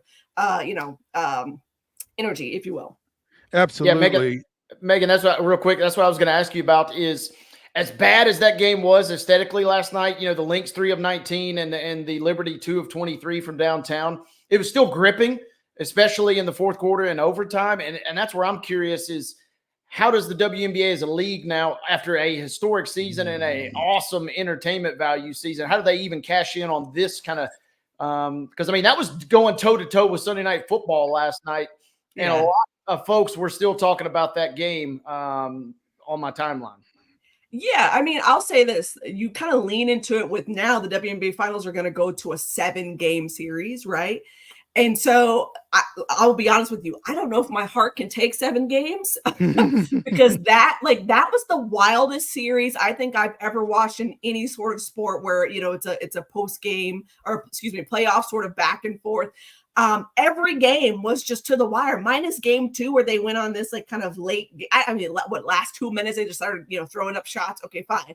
But for most of that, like 4 out of 5 games were decided by less than 5 points. Like, that is just crazy to me. And there was a logo 3 game winner, a logo 3 bomb, basically just heaved it up to win a game. So I think the thing is you got to lean into that with the storytelling, right? But you've already set yourself up now. You're telling everybody like, hey, you wanted more, you got more. So now you got 44 games coming next season, and you got a 7-game series in the WNBA finals. Like, that is what the folks like to call the big sports league, sort of like, hey, we're growing here. I think the W is listening to what fans are saying, and fans are like, yes, we want more. And if the finals look anything remotely close to what we just watched, I think fans are going to be in for a wild treat. Megan L. Hall of For the Win joining us here on Main Street Sports today, presented by the Tennessee Orthopedic Alliance of Columbia as we talk WNBA. And, while it was the Liberty's first championship, it's not like the Lynx weren't playing for anything. They are tied with the Seattle Storm and the Houston Comets. All three of those franchises have won 4 championships. So Minnesota was trying to become the first WNBA franchise to win 5, and obviously a bit disappointed at not being able to do so. But like you said, that should definitely be fuel over the offseason coming back next year. Meanwhile, they won't be the only team fuel. I think they'll still have to deal with the Las Vegas Aces at some point next year. Yeah, I think you're right. I think you'll also have to deal with the Connecticut Sun. You have to deal with the Seattle Storm as well.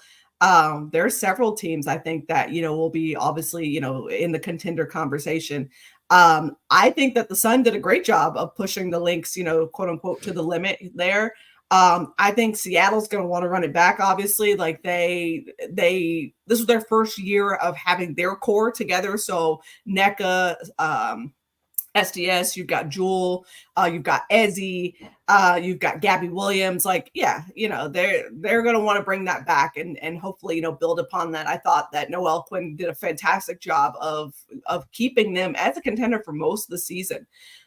So yeah, I think those teams are gonna want to run it back. I'm curious now though, like what happens to some of these teams that were contenders, I'll say within the last 2 years, like a Dallas Wings, where, obviously now you've got a head coach that's out. You have now, in my opinion, you've restarted the clock for, the chance to make the WNBA finals. Like, what do they look like when fully healthy? But also they're going to have a new coach, new leadership. They're going to have a new GM as well. So I'm curious just to see like what happens. And oh yeah, you've got other teams too, expansion teams now. You've got Golden State Valkyries who are going to be in the mix too. And they're expecting a championship within 5 years. So I will be very, very interested to see what this WNBA season looks like next year. You've got 4 of this year's 12 teams, not counting Golden State, the expansion team, that will have new coaches heading into next year, along with Dallas. Atlanta got rid of their coach earlier in the postseason, I guess. Both the Sparks and the Sky dismissed their coaches. Atlanta made the playoffs and got rid of Tanisha Wright. Who do you feel like has the best situation of the teams that will be looking for a coach? Yeah, it's interesting that you mentioned Atlanta. So I would probably say Atlanta is, not just because I cover them on a freelance basis, but like I think that they probably have the most intriguing situation, right? You've got a Ryan Howard, you have an Alicia Gray, you have Jordan Canada, right? If Tina Charles comes back, you've got Tina Charles. Maybe you find, someone to hit your 4 spot if you don't feel confident in Naz Hillman, but I do, so I expect Naz to be there. But you've got basically a ready to go starting 5 without having to put too many pieces in there. Their bench is probably what needs the most work, but you've got a leadership team there that fully believes in investing. And the thing is, like, and I said this to someone the other day, like, I think the leash is getting a lot shorter for these W teams in terms of what they expect, the level of results, the greatness standard, right? Like, yeah, you made the playoffs despite all the injuries and that sort of thing. But the overall resounding feeling I got was that they were underachieving, right? Given the roster, even when they were healthy, they were still underachieving. Until you hit the Olympic break, you finally get time to, get a little healthy. So I think even there, I'm not particularly surprised per se, But I would also say, you know, if you want to add in, the Sky is also a very intriguing situation because you have a lot of young pieces, but the leadership is something that's probably going to make people question whether or not that's a quote unquote good destination because there's been so much instability there and some questionable decisions in the last several years. So I really expect, you know, these teams to kind of go full court press. And I might even say that Dallas is not far behind in terms of a good spot. Great roster, again, when healthy. I would love to see what you get out of Satu and Enrique, again, when healthy. And then you need some more backcourt help for Enrique and JC Sheldon there. So, yeah, there's some good things there. But I think overall, Atlanta probably leads it. And I would probably say, maybe I'm just guessing here off the top of my head, but probably Dallas might be right behind. But these franchises that have gotten rid of their head coaches, all of them, maybe minus Atlanta, has something in common where they've gotten rid of coaches fairly quickly. So you're often restarting the clock here. And I think that's the thing that I think about the most is that, yes, you want to be great. And yes, you want to get there quickly, but where is the grace period here? It seems to be getting shorter and shorter. Megan, I wanted to ask you, after seeing kind of what the Liberty did in terms of their roster makeup, you know, making the play for Stewart, getting her from Seattle, and then getting Chicago out of the mix for Vandersloot. Is free agency, I guess, first of all, who maybe stands in your mind to benefit the most from free agency this season? And then is this something we're going to continue as the league evolves to become a more focal point in terms of a quick rebuild for some of these teams? Like you just kind of mentioned, a few are not too far off, it sounds like. Yeah, I would probably say the Golden State Valkyries is probably one. I mean, they're coming in brand new. They're going to have the expansion draft here very shortly, where they're going to be able to, of course, pick players from other rosters, build their team, and then they'll have free agency, and then they'll have the draft right after. I think that's fantastic for them to be able to, you know, put together a team. Not only that, they're coming in with a world-class facility, right? You've got a great coach who they just hired as well from the Las Vegas Aces, Natalie Nakase.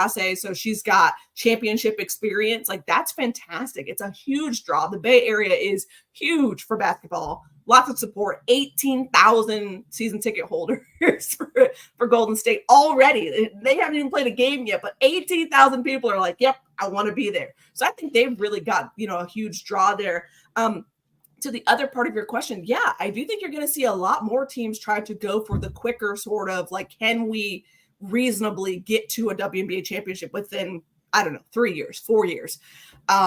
I think with New York, like they swung for the fences, right? You get Stewart, you get John Quell, you get Sloot, you know, adding them there. And then what's interesting to me is that not only did they do that for their starters, but they retooled their bench. So after they lost the 2023 WNBA finals, a lot of that had to do with their bench couldn't compete with the Aces bench.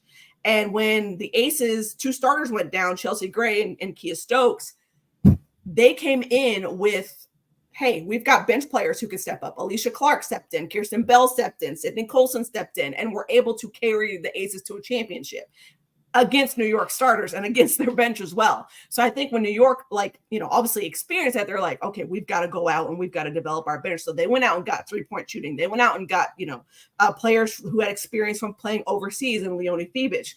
I really think that you're going to see a lot more teams go towards that. Okay, where can we get these key pieces? Where can we get these value pieces without having to swing for the fences, so to speak? And I'll say this, I think you're probably going to have to see it be built through free agency, because the Aces kind of changed the way that is done. Not when people think of super teams, they think of the Aces, but they've got 3 number 1 picks on that team, and they all panned out, which makes people think of them as a quote unquote super team. But like, that's the way you're supposed to do it, is build through the draft.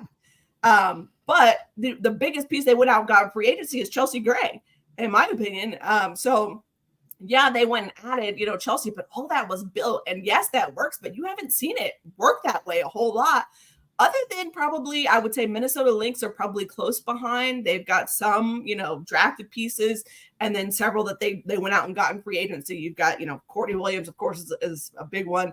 You've got Alana Smith, you know, trying to build these kind of, you know, core pieces very quickly so that you can go and get to a championship. Megan L. Hall For the Win joining us here on Main Street Sports today. Megan, you mentioned Golden State coming online as an expansion team next year. Toronto and Portland are scheduled to begin play in 26. That'll get the league to 15 teams. What are you hearing about Nashville? Because it's my understanding that they want to get to 16 by 2026. And, Philadelphia has been mentioned, couple of other cities. Obviously, again, Nashville does not have an NBA franchise, and in a lot of instances that has been a big deal. But do you think Nashville is in any mix as far as that goes? Yeah, I mean, I wouldn't be shocked to see Nashville on the list of cities in consideration. Kathy Engelbert mentioned that there was about 10 to 12 still in the mix for a possible expansion team. I think where it gets a little tricky is facilities, right? Where are they going to play? And then where are they going to practice?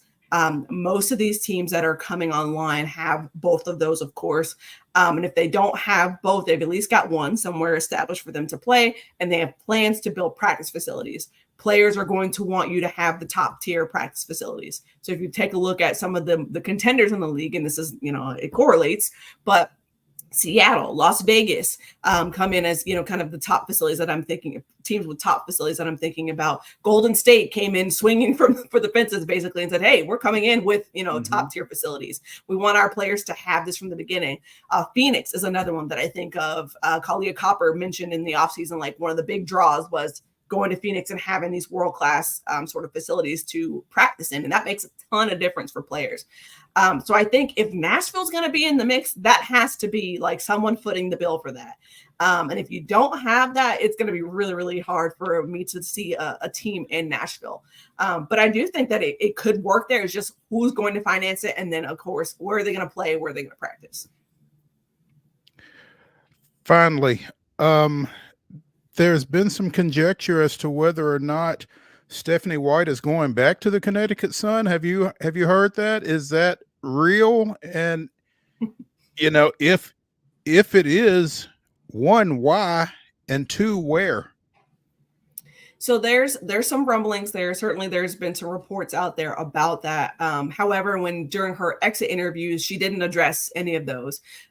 Very transparently at the time, she and probably is still experiencing a family emergency. So she didn't really address quite a bit. It was a tough sort of press conference for her to get through.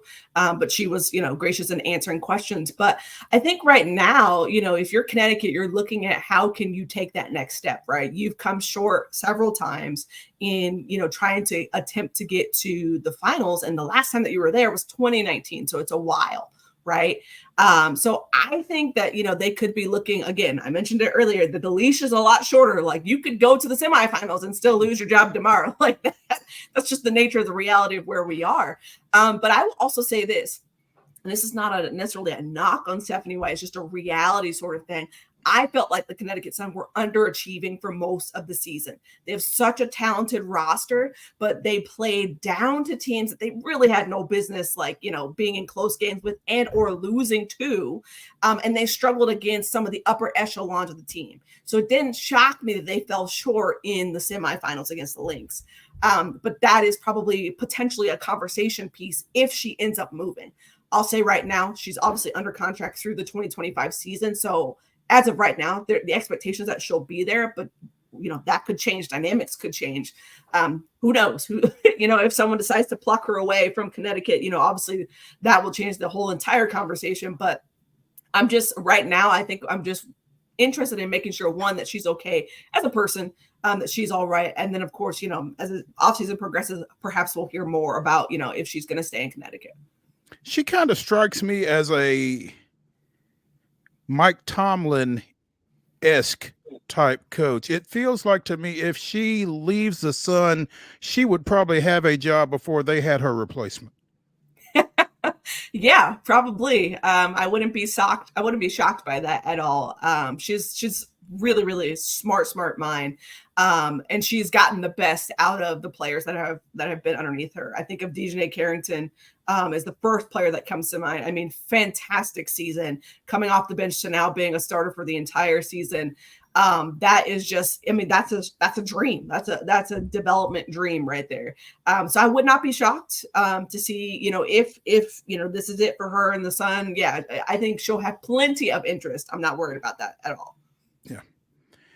Megan L. Hall of For the Win joining us here on Main Street Sports today, presented by the Tennessee Orthopedic Alliance of Columbia. Megan, we appreciate your time and look forward to catching up with you again here soon. Yeah, thank you guys. I appreciate you. All righty. When we continue here on Main Street Sports today, we'll get into the grab bag, kind of tie up a few loose ends from the weekend. So stay tuned when we come back to the Lee Company studios after this.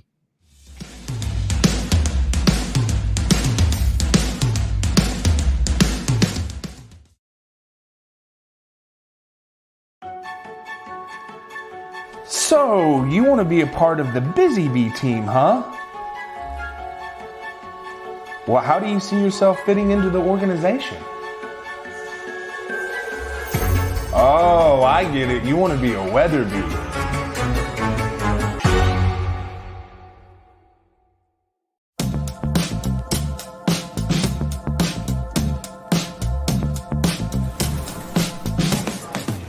Do you want to be a bad man? Yes, you do. Do you want to taste sweet salvation underneath the summer moon? Do you need another hand now? Yes, you do. Go see Miss Josie down on Columbus Avenue. All right, Columbus Avenue.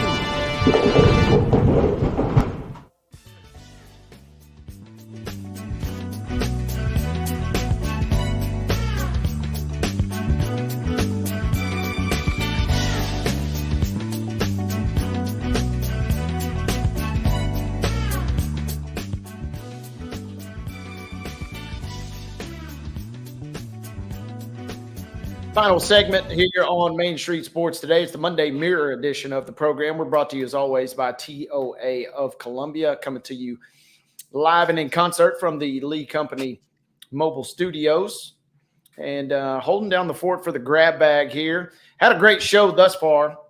Just wrapped up a good segment with our good friend Megan L. Hall from For the Win, talking all things WNBA finals. What a finals it was, as we mentioned, goes to overtime, and the Liberty.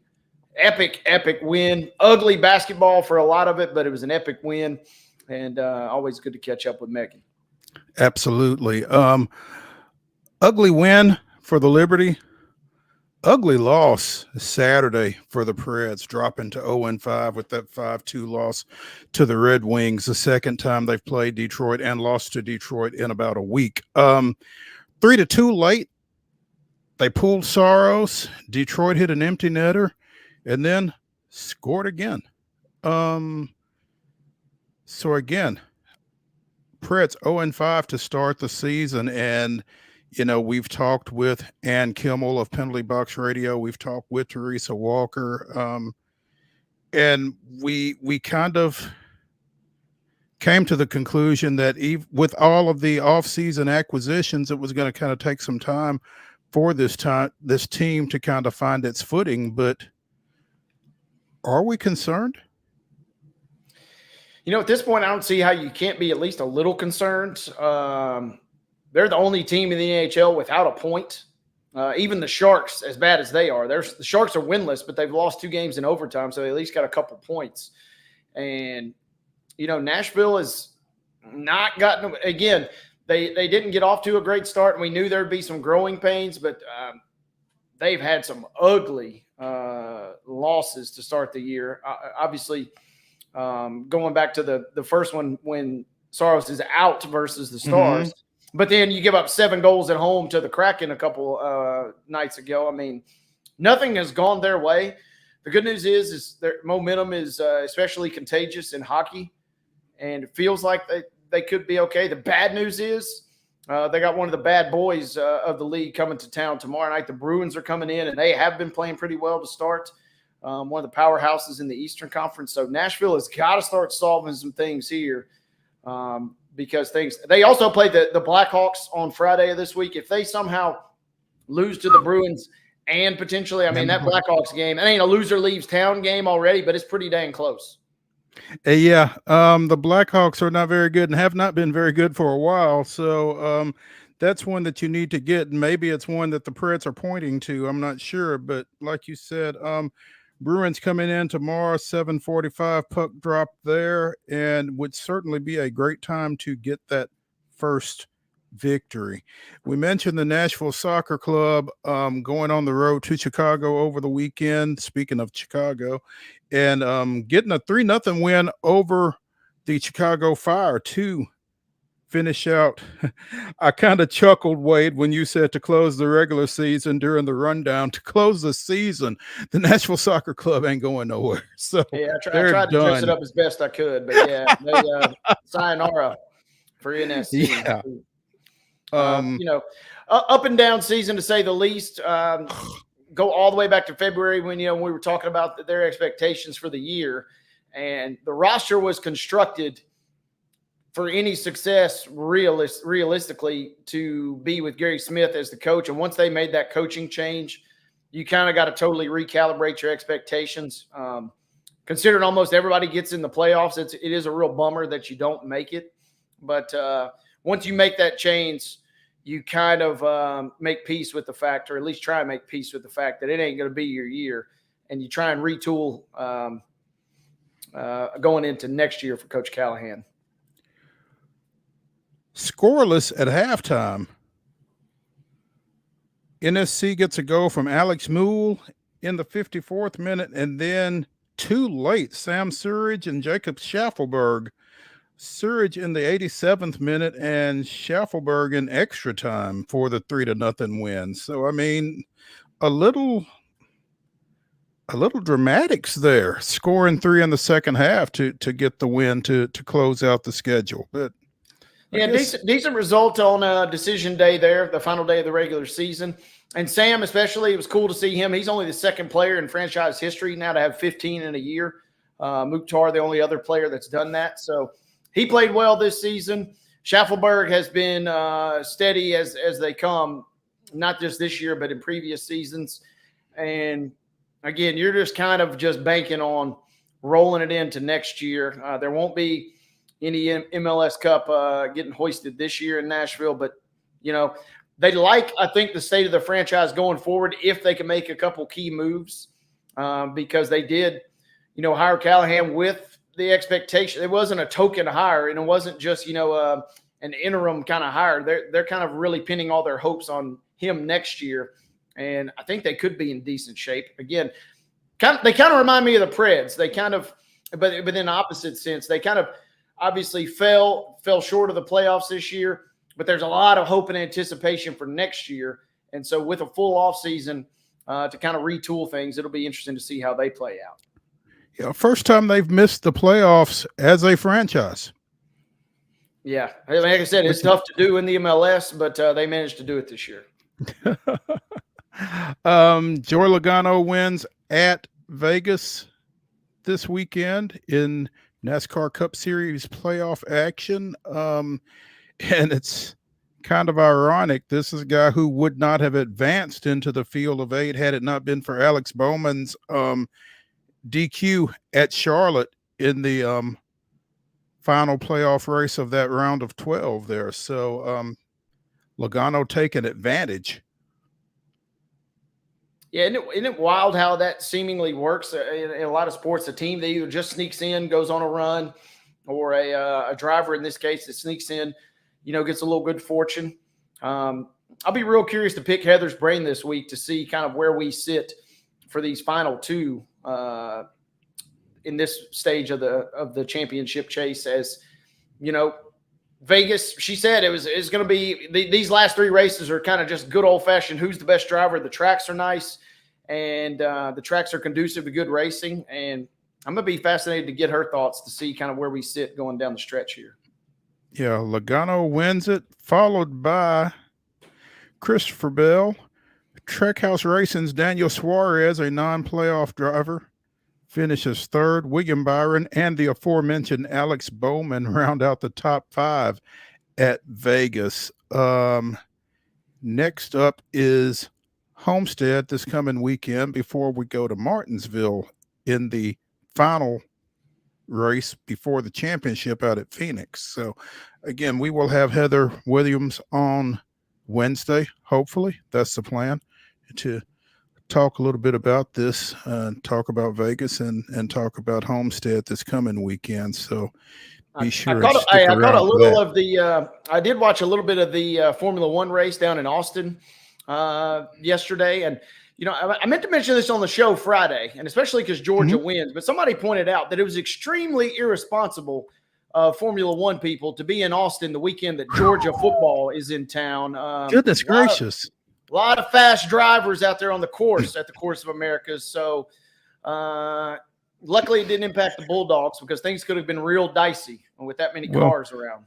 Well, yeah. I mean, you wonder if some of the Georgia players tried to stick around and commandeer a car or two.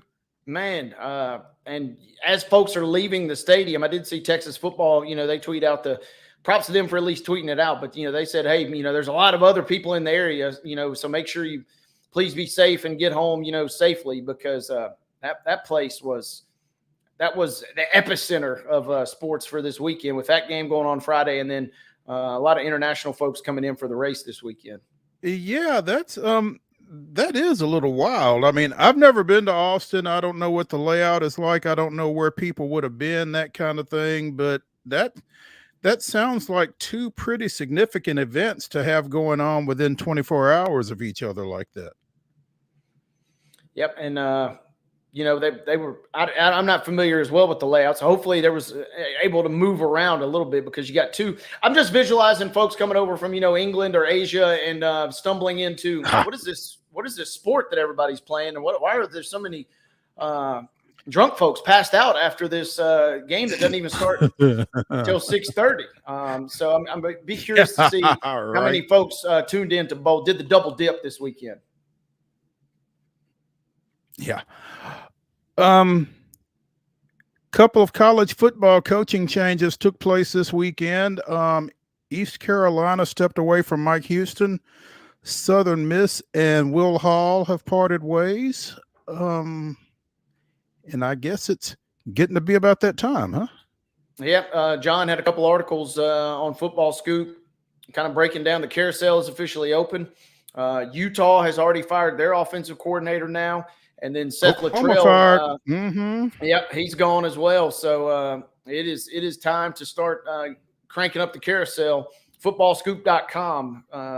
This is what they live for this time of the year when the carousel gets Absolutely. Going. Purdue kind of got the jump on folks a couple of weeks ago. They fired their offensive coordinator, but yeah, some folks are starting to get moved for ineffectiveness.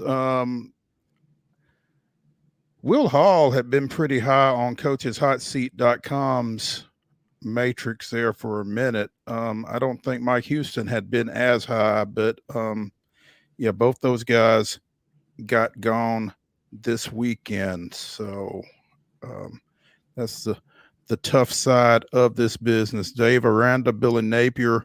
Hall is listed at number 3. I guess this hasn't been updated since he was dismissed. Former Lipscomb Academy coach, current UAB coach Trent Dilfer at number 4 right now. So I'm sure like you said, the carousel is just getting started, and we'll be keeping an eye on that here going forward. East Carolina not that bad. I mean, they're 3-4 this season. I guess they thought they were going to do more. That's going to do it for the Monday Mirror edition of Main Street Sports Today, presented by the Tennessee Orthopedic Alliance of Columbia. We will be back right here tomorrow, 2:00. We'll be joined by Chip Walters of MTSU, among others. So check back. We'll see you tomorrow.